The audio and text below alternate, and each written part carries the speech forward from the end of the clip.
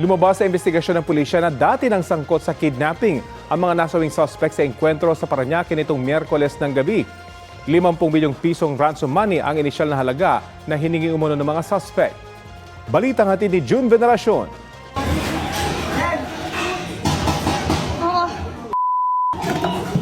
Napagapang sa takot ang mga tao sa isang kainan sa Parañaque. Nang bulabugin sila ng sunod-sunod na putok.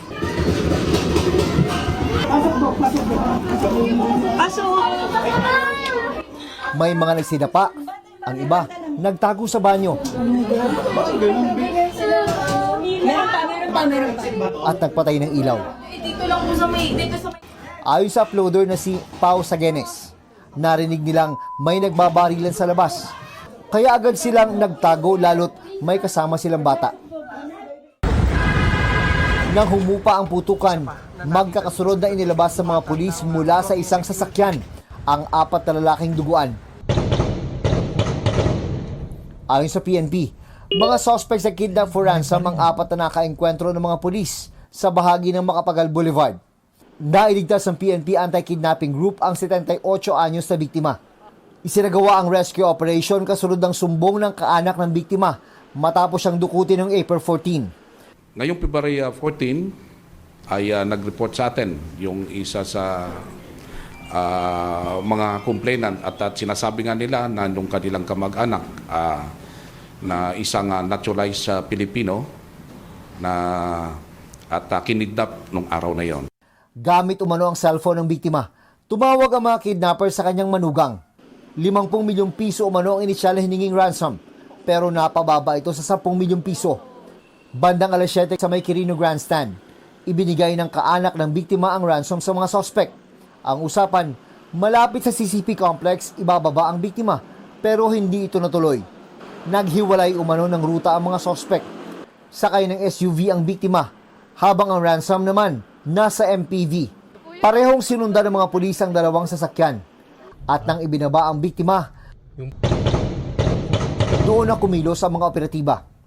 Nung masense nila na pulis pa lang at may nagkapaputok po na gano'n. So gano'n na po ang naging resulta.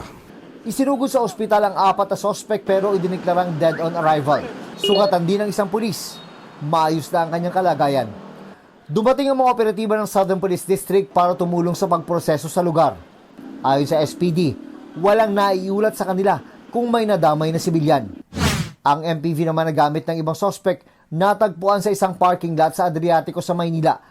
Nang inspeksyonin ng SOCO ang sasakyan, tumambad sa kanilang iba't ibang gamit tulad ng baril, mga bala, 2 pares ng plate number at conduction sticker. Meron ding posas, cable tie at mga damit.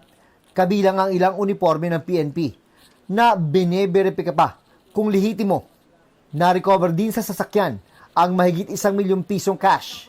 Hinala ng pulisya, itinakbo ng mga tumakas sa suspect ang malaking bahagi ng ransom. Pinaniniwalaan po natin bilang parte ng investigasyon. Hindi tayo naniniwala na 4 lang po yung suspects natin. Ayon sa PNP AKG, dati nang sangkot sa 2 kidnapping case ang mga nasabing suspect. 2 raw sa kanila ang dating pulis, habang ang isa nakitaan ng NBI ID. Itong mga background ng ating mga suspect, 2 po doon, nakakalungkot man, 7 po ito yung mga dating bahagi ng ating kapulisan at 2 po doon ang civilian. Yung isang grave neglect of duty, yung isa ay mayroong naka-awol at yung isa po pala doon sa mga suspect natin dito ay mayroong warrant of arrest. Malversation of public funds. Sinisiyasat pa ng PNP kung paanong nakilala at dinukot ng mga suspect ang biktima na isang negosyante at naturalized Filipino. Inaalam pa rin kung may iba pang sangkot sa pagdukot. June Veneracion, nagbabalita para sa GMA News.